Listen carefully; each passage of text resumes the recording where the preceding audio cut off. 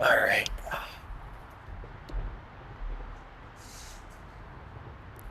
Welcome again. So, I'm in the same spot. I realized that I have work until 10 a.m. ish tomorrow. So, I'm not going to feel like recording this tomorrow. So, I'm pre recording it for the sake of my own sanity because I need sleep. But I'm going to post this tomorrow around the same time I've been posting everything, which is like 3 ish afternoon. Things typically tend to, for me, I mean, my videos tend to reach more people in the audience. I feel like once I post it around like 3 to 5 area, I get the people that are just coming home from work or the people that just got out of school. I feel like, and then it carries on into the night. Um, I'm posting these videos on Instagram, TikTok, YouTube. Um, so they're on almost every platform. So I'm gonna get a different audience and a different community from every platform. But today I'm gonna focus on. So last video was Samson and the tattoo. Today's just gonna be specific verses. I think I'm gonna label today cores of being a Christian. I think that should be the focus today. Like the cores of being a devoted Christian and what verses I recommend to start with. I wrote them down. So let's get to it. All right, I'm gonna open my Bible again. I'm always gonna say this. It's NIV. So if you guys got the app, you can change the translation to whatever book you have.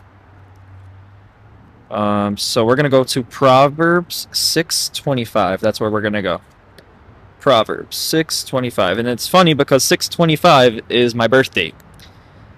So I'm gonna be turning there, and the focus of this one, I know I have it in my notes on my MacBook, but I like physically reading it too. So let me get there. I'm at 8.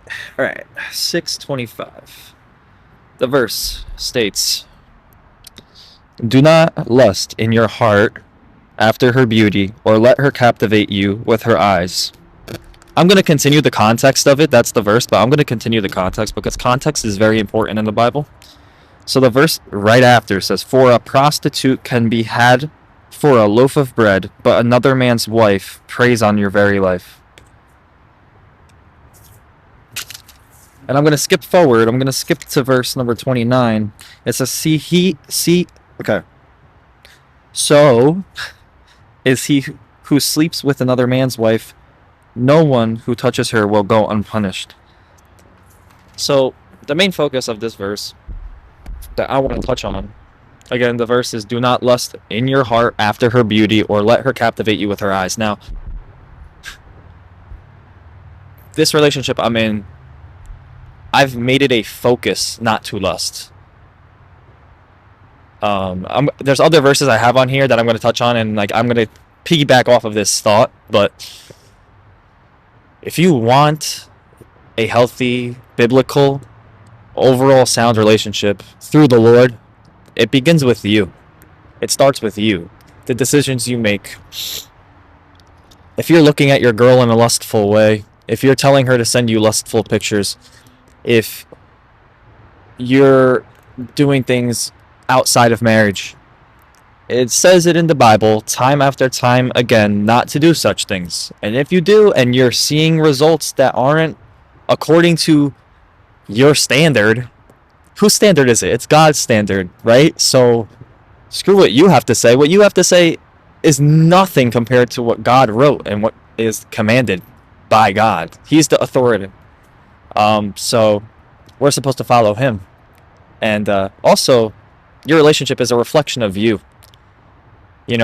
So if you're treating your girl lustfully, she's gonna do lustful things right back.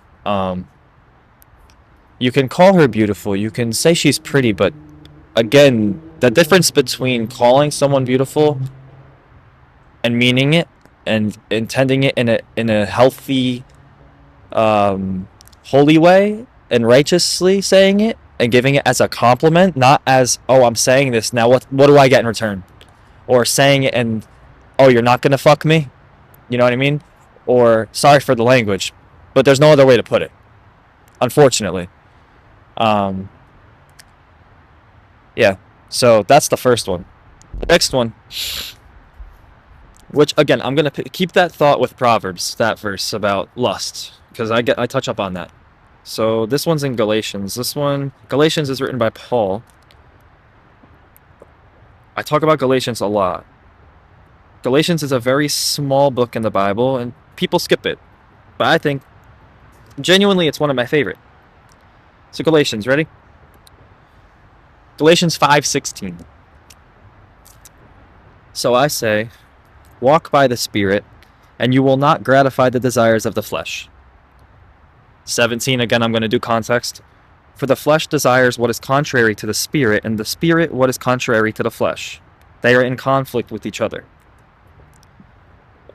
This one. Now, this is important. Because when you become a born-again Christian, you are said to cut the flesh off. You are supposed to... Is there a fly on my phone? There was a fly on you guys. Sorry for that. I was looking at it and I was like, oh my gosh, there's a fly. Anyway. See, that's the enemy trying to distract me from my message right now. I rebuke that. So again, in Galatians it says, so I say, walk by the Spirit, and you will not gratify the desires of the flesh. If you walk by the Lord, and you walk with the Lord, and you walk with the Spirit, you won't have the desires that you once did. I touched on this in my last video and the last couple of videos, like, you go out, you do these things, you party. Yeah, do you feel fulfilled at the end of the day? Is it cool you jumped through a table or off of a deck or off of a balcony at a party and broke the table and you had fame for 5 minutes with your friend group or in your school? Or is it cool that you, like, you know what I mean? Like, these things are such, like, fleshly things. When you have the conscious in your head, you can mute your conscious. You can say no to yourself. You know, you have these battles internally. Just say no. You know? It's pretty windy, so that's why I'm picking up the microphone right now, but walk by the Spirit. Now the next one, Mark 9:43. So we're going to turn there, and this is where I'm going to tie in.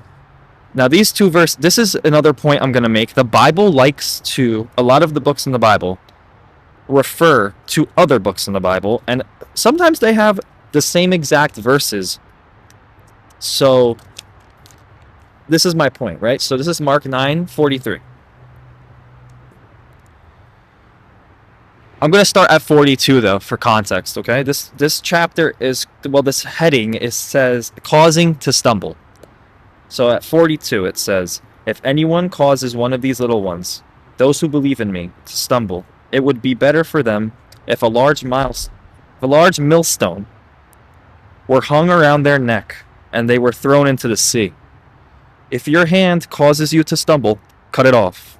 It is better for you to enter life maimed, crippled, than with 2 hands going into hell.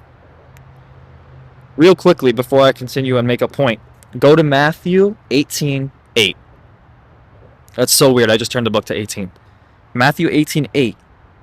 If your hand or your foot causes you to stumble, cut it off and throw it away. It is better for you to enter life maimed or crippled than to have 2 hands or 2 feet be thrown into eternal fire. What's the similarity there? Both verses say the exact same thing. Imagine that. Imagine that. The reason why I believe in the Bible so much and the Word so much is because so much of the Bible and history itself, even in politics and U.S. history or European history, with historians, with presidents and stuff, history repeats itself. Biblically, the Bible also tends to repeat itself. So when it repeats itself and these people are saying the same things that other people have said generations before, don't you think it's a reliable source? That's not my point. But my point being is, if this is said twice, I put it as more, I prioritize it more, especially from Mark and Matthew. These books are very crucial in the Bible for the New Testament, for people, for more moral speaking.